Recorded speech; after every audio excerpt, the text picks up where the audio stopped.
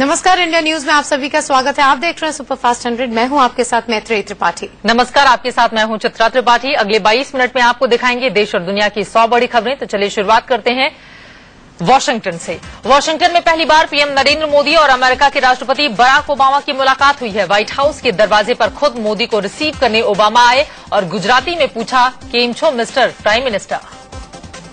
President Obama ने केम छो कहकर के स्वागत किया प्रधानमंत्री नरेंद्र मोदी का। प्रधानमंत्री नरेंद्र मोदी ने भी क्या गुजराती में जवाब दिया, मजा macho. He responded, "Thank you very much, Mr. President."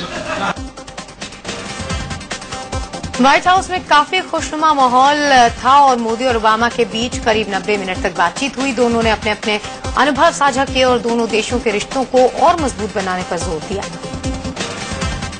Modi और ओबामा ने दोनों देशों के साथ साथ चलने पर जोर दिया। मुलाकात के बाद दोनों राष्ट्र प्रमुखों की ओर से एक विजन स्टेटमेंट जारी किया गया, जिसमें चले साथ साथ का नारा दिया गया। ओबामा से मुलाकात के बाद पीएम नरेंद्र मोदी ने ट्वीट करके कहा कि मुलाकात अच्छी रही और कई मुद्दों पर बात हुई। उन्होंने लिखा कि हमने ऐसी साझेदारी पर जोर दिया जिससे कि दोनों देश मानव जगत की बेहतरी के लिए काम करें। मोदी ओबामा की मुलाकात का सबसे पहला बड़ा असर भी दिखने लगा है। अमेरिका ने संयुक्त राष्ट्र में भारत की स्थायी सदस्यता के लिए समर्थन करने का भरोसा दिलाया है। पीएम मोदी और अमेरिकी राष्ट्रपति बराक ओबामा के बीच औपचारिक मुलाकात भारतीय वक्त के मुताबिक आज रात में होगी, जिसमें रक्षा और कारोबार समेत कई मुद्दों पर चर्चा होगी और फिर साझा बयान जारी होगा। इस मुलाकात को लेकर पीएम नरेंद्र मोदी और अमेरिका के राष्ट्रपति बराक ओबामा अमेरिकी अखबार के लिए साझा संपादकीय भी लिखेंगे। ऐसा पहली बार होगा कि दो राष्ट्र प्रमुख कोई ज्वाइंट एडिटोरियल लिखेंगे। इस मौके पर पीएम नरेंद्र मोदी ने अमेरिकी राष्ट्रपति ओबामा को कई चीजें भेंट की। इसमें गांधी की लिखी गीता अहम थी। साथ ही भारत में दिए गए मार्टिन लूथर किंग के भाषण के ऑडियो क्लिप भी उन्होंने ओबामा को सौंपा। व्हाइट हाउस में पीएम नरेंद्र मोदी से अमेरिका के विदेश मंत्री जॉन कैरी ने भी मुलाकात की। इस दौरान राष्ट्रपति बराक ओबामा भी मौजूद रहे। व्हाइट हाउस में विदेश मंत्री सुषमा स्वराज भी मौजूद थी। सुषमा से अमेरिका के राष्ट्रपति बराक ओबामा और विदेश मंत्री जॉन कैरी भी मिले। विदेश मंत्री जॉन कैरी ने भी मुलाकात की। इस दौरान राष्ट्रपति बराक ओबामा भी मौजूद रहे। व्हाइट हाउस में विदेश मंत्री सुषमा स्वराज भी मौजूद थी। सुषमा से अमेरिका के राष्ट्रपति बराक ओबामा और विदेश मंत्री जॉन कैरी भी मिले। व्हाइट हाउस में मेजबान ओबामा ने पीएम मोदी के सम्मान में खास डिनर पार्टी दी, लेकिन मोदी नवरात्रि के उपवास पर हैं, इसीलिए उन्होंने सिर्फ गर्म पानी ही पिया। This was again a dinner meeting, and again I'd like to clarify. Prime Minister said did not have anything except for warm water. Obama की इस डिनर पार्टी में कई तरह के पकवान थे। हालांकि पीएम मोदी ने गर्म पानी लेते हुए बाकी लोगों से कहा कि वो उनकी चिंता किए बगैर खाना खाएं। ओबामा की मेजबानी में व्हाइट हाउस में हुई इस डिनर पार्टी में विदेश मंत्री सुषमा स्वराज, राष्ट्रीय सुरक्षा सलाहकार अजीत डोभाल, विदेश सचिव सुजाता सिंह और राजदूत एस जयशंकर मौजूद रहे। इस डिनर पार्टी में अमेरिका की तरफ से राष्ट्रपति ओबामा के अलावा उपराष्ट्रपति जो बाइडेन, विदेश मंत्री जॉन कैरी भी मौजूद थे। साथ ही अमेरिका के एनएसए सुजैन राइस और कुछ हस्तियां भी डिनर पार्टी में शरीक हुई। मोदी के सम्मान में ओबामा ने जो डिनर पार्टी रखी थी, उसमें उनकी पत्नी मिशेल ओबामा शरीक नहीं हुई। पहले कहा जा रहा था कि मिसेज ओबामा ही डिनर को होस्ट करने वाली हैं। एक तरफ व्हाइट हाउस में मोदी और ओबामा की मुलाकात चल रही थी तो बाहर रंगारंग कार्यक्रम हो रहे थे। हिंदी गानों पर लड़कियां खूब थिरकी।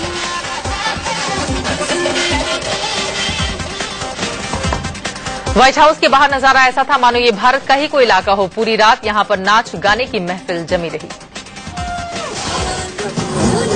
पीएम नरेंद्र मोदी अमेरिका आए हैं तो गरबा कैसे न हो। व्हाइट हाउस के बाहर लोगों ने गरबे का भी खूब रंग जमाया।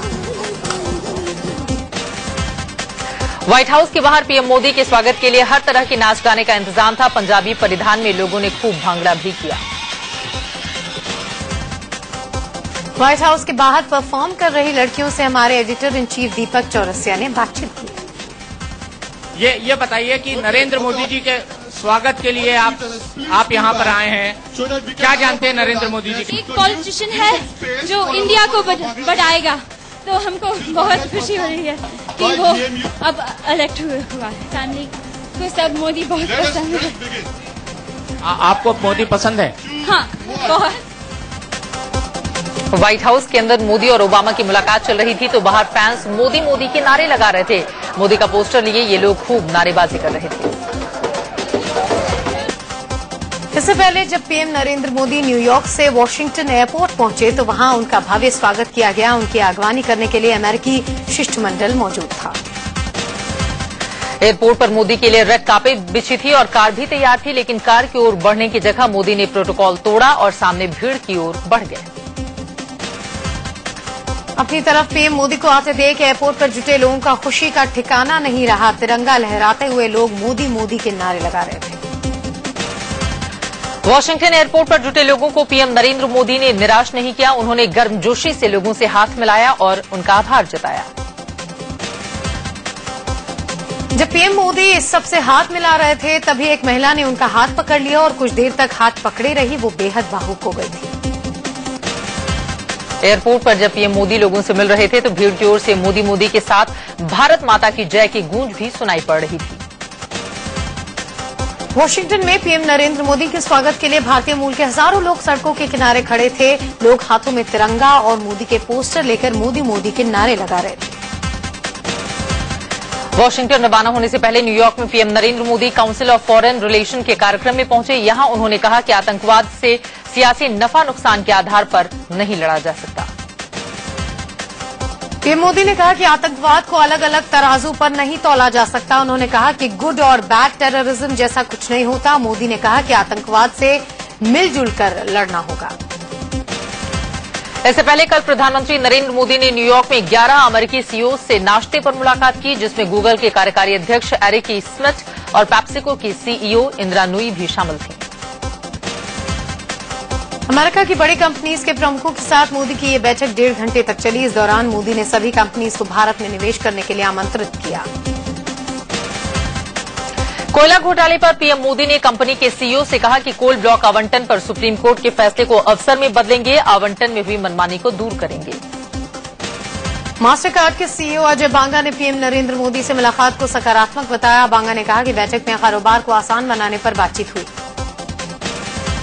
कल न्यूयॉर्क में पीएम नरेंद्र मोदी ने अमेरिका के पूर्व राष्ट्रपति बिल क्लिंटन से मुलाकात की। इस दौरान क्लिंटन के साथ उनकी पत्नी और पूर्व विदेश मंत्री हिलेरी क्लिंटन मौजूद रहीं।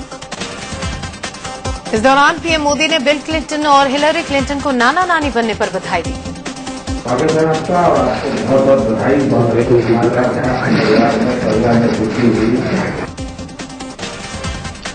महंगाई की मार झेल रही जनता के लिए एक राहत भरी खबर है। पेट्रोल और डीजल की कीमतों में कमी हो सकती है। सूत्रों के अनुसार आज रात से पेट्रोल ₹1.75 और डीजल कम से कम ₹1 सस्ता हो सकता है। महंगाई दर में कमी आने के बावजूद ब्याज दरों में किसी तरह का कोई बदलाव नहीं होगा। पहले की तरह ही ब्याज दर 8% ही रहेगी। यह फैसला आरबीआई की समीक्षा बैठक में लिया गया। आरबीआई ने रेपो रेट को 8% और रिवर्स रेपो रेट को 7% पर बरकरार रखा है। आरबीआई ने मुख्य दरों में कोई बदलाव नहीं किया।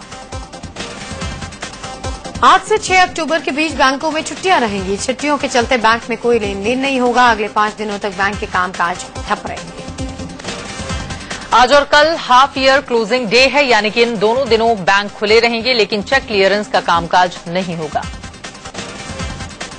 आज से न्यूनतम 1,000 रुपए मासिक पेंशन स्कीम शुरू हो जाएगी। इससे करीब 32 लाख पेंशन भोगियों को फौरन फायदा होगा, जिन्हें हर महीने 1,000 रुपए से कम पेंशन मिल रही है। सरकार ने कर्मचारी पेंशन योजना में संशोधन करने का फैसला लिया है। देश में 49 लाख पेंशन भोगी हैं। देश भर में अपने ईपीएफओ के 120 कार्यालयों में ये योजना शुरू होगी। उद्धव ठाकरे ने बड़ा यू टर्न लेते हुए कहा है कि शिवसेना ने एनडीए से बाहर जाने का फैसला नहीं लिया है। इस बयान के बाद माना जा रहा है कि शिवसेना कोटे से केंद्रीय मंत्री अनंत गीते फिलहाल इस्तीफा नहीं देंगे। बीजेपी शिवसेना गठबंधन टूटने के बाद उद्धव ने कहा था कि पीएम के अमेरिका से लौटते ही अनंत गीते मंत्री पद से इस्तीफा देंगे, लेकिन अब उद्धव ने यू टर्न लेते हुए कहा कि शिवसेना अभी एनडीए से अलग नहीं हो रही। उद्धव ठाकरे ने कहा कि महाराष्ट्र में बीजेपी शिवसेना ने मिलकर लोकसभा चुनाव लड़े थे और अगर शिवसेना गठबंधन से बाहर गई तो महाराष्ट्र से बीजेपी शिवसेना के सभी 42 सांसदों को भी इस्तीफा देना होगा। महाराष्ट्र में नए सियासी गठबंधन की सुगबुगाहट दिख रही है। केंद्रीय मंत्री नितिन गडकरी और राज ठाकरे के बीच मुलाकात के बाद बीजेपी और एमएनएस के बीच नजदीकियां बढ़ने के कयास लगाए जा रहे हैं।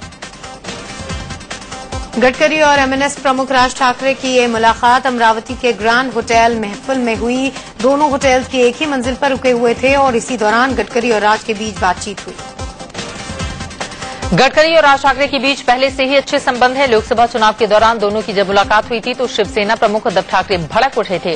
हालांकि अब बीजेपी शिवसेना अलग अलग है। महाराष्ट्र विधानसभा चुनाव के लिए पीएम नरेंद्र मोदी दशहरे के बाद प्रचार शुरू करेंगे। 4 अक्टूबर से उनकी रैली शुरू हो रही है और इसी दिन वो मुंबई के महालक्ष्मी रेसकोर्स ग्राउंड में जनसभा को संबोधित करेंगे। 4 अक्टूबर को चुनाव प्रचार शुरू होने से पहले पीएम नरेंद्र मोदी पंढरपुर मंदिर जाएंगे और पूजा करेंगे। इसके बाद इसी दिन वो कोल्हापुर, बीड़ और मुंबई में चुनावी रैलियों को संबोधित करेंगे। महाराष्ट्र में पीएम नरेंद्र मोदी 22 चुनावी रैलियों को संबोधित करेंगे। शिवसेना से गठबंधन टूटने के बाद बीजेपी कोई कोताही नहीं बरतना चाहती, इसलिए मोदी की ज्यादा से ज्यादा रैलियां रखी गई हैं। एनसीपी सुप्रीमो शरद पवार ने कहा है कि राहुल गांधी और महाराष्ट्र के पूर्व सीएम पृथ्वीराज चौहान के चलते उनकी पार्टी का कांग्रेस से गठबंधन टूटा। पवार ने आरोप लगाया कि कांग्रेस ने उन्हें लगातार दरकिनार किया, जिसके चलते 15 साल की दोस्ती तोड़नी पड़ी। पवार ने कहा है कि पृथ्वीराज चौहान 1999 के लोकसभा चुनाव में एनसीपी के कैंडिडेट से हार गए थे, जिसका बदला लेने के लिए वो जानबूझकर एनसीपी के बारे में अफवाहें फैला रहे हैं, जिससे एनसीपी की साख को धक्का पहुंच रहा था। पवार से पूछा गया कि क्या एनसीपी उनके भतीजे अजित पवार को बतौर सीएम कैंडिडेट प्रोजेक्ट करेगी। पवार ने कहा कि एनसीपी सामूहिक नेतृत्व में चुनाव लड़ेगी। वैसे अजित पवार के सीएम बनने की महत्वाकांक्षा में कोई बुराई नहीं। तमिलनाडु की पूर्व सीएम जयललिता की जमानत अर्जी पर सोमवार तक सुनवाई टल गई है। जयललिता की जमानत याचिका पर कर्नाटक हाईकोर्ट में सुनवाई हो रही थी। जयललिता की ओर से हाईकोर्ट में वरिष्ठ वकील राम जेठमलानी पेश हुए। जयललिता की आय से अधिक संपत्ति मामले को जेठमलानी ही देख रहे हैं। आपको बता दें, आय से अधिक संपत्ति मामले में जयललिता को बेंगलुरु की एक अदालत ने 4 साल की सजा सुनाई है और वो बेंगलुरु सेंट्रल जेल में है। जयललिता के जेल जाने के बाद उनके समर्थकों में गुस्सा है। बेंगलुरु में जयललिता के समर्थकों ने जोरदार हंगामा किया और मातम मनाया।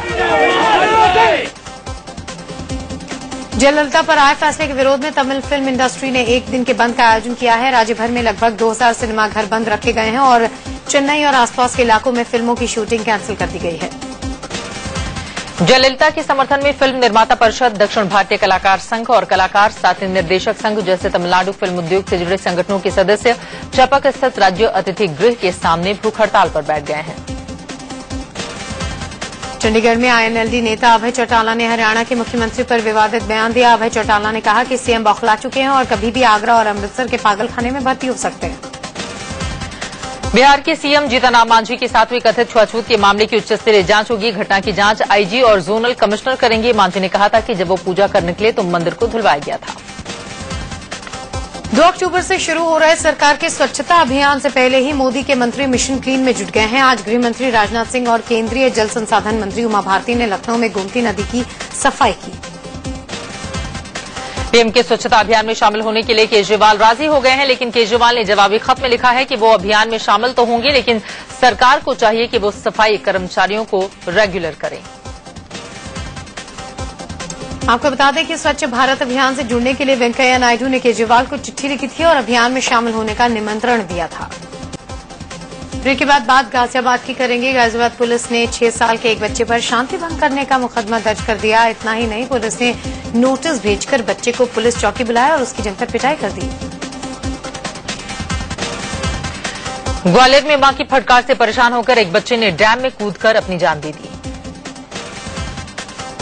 हैरानी की बात यह है कि बच्चे के दोस्त ने उसे डैम में कूदकर खुदकुशी करते हुए देखा तो पुलिस के डर से बच्चे के दोस्त ने भी खुदकुशी कर ली। यूपी के बस्ती में एक शख्स ने अपनी पत्नी और सास की गोली मारकर हत्या कर दी। रंजीत अपनी पत्नी नीलम को लेने ससुराल पहुंचा था, लेकिन नीलम ने जाने से मना किया तो विवाद बढ़ गया। गुस्से में आकर उसने ऐसी हरकत की। यूपी के आगरा में पारिवारिक विवाद को लेकर 2 रिश्तेदारों के बीच जमकर लाठी डंडे चले। आगरा के जगदीशपुरा में रहने वाले पति पत्नी कुछ वक्त से अलग रह रहे थे। लड़की के घर वालों को खबर मिली कि लड़का दूसरी शादी करने वाला है। इसी से गुस्साए लड़की वाले लाठी डंडा लेकर लड़के के घर पहुंच गए। यूपी के मऊ में नशे में धुत एक सिपाही ने ग्राम प्रधान को राइफल लेकर जान से मारने के लिए दौड़ा लिया। झारखंड के खूंटी में पुलिस ने 50 लाख के हेरोइन के साथ 4 लोगों को गिरफ्तार किया है। गूगल की सोशल नेटवर्किंग ऑर्कुट आज से इतिहास का हिस्सा हो जाएगी। एशियन गेम्स में मुक्केबाज मैरी कॉम से गोल्ड मेडल की उम्मीद है। एशियन गेम्स में भारतीय हॉकी टीम के फाइनल में पहुंचने से गोल्ड मेडल मिलने की संभावना है।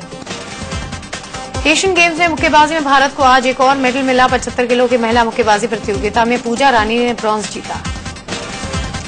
एशियन गेम्स में भारतीय कबड्डी टीम ने महज 9 मिनट में पाकिस्तान को पटखनी दे दी।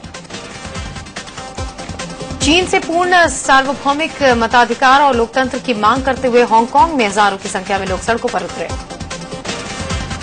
हांगकांग में लोकतंत्र की मांग को लेकर छात्रों की अगुवाई में भारी भीड़ सड़कों पर उतर आई। 2 अक्टूबर को रिलीज होने वाली फिल्म बैंग बैंग के प्रोड्यूसर्स ने दिल्ली हाईकोर्ट पर दरवाजा खटखटाकर 70 ऐसी वेबसाइटों पर बैन लगाने की मांग की है जहां फिल्में रिलीज होने से पहले ही लीक होने का डर बना रहता है। ऋतिक रोशन अपनी फिल्म बैंग बैंग का प्रमोशन करने सूरत पहुंचे। ऋतिक रोशन की फिल्म बैंग बैंग का दूसरा ट्रेलर लॉन्च कर दिया गया है। और करण जौहर के प्रोडक्शन में बनी फिल्म उंगली का ट्रेलर रिलीज हो गया है। मुंबई मालगाड़ी की बोगी में अपने ऑटो रिक्शा के साथ पाए गए। इसी के साथ सुपरफास्ट 100 में फिलहाल इतना। इंडिया न्यूज पे खबरें लगातार जारी हैं।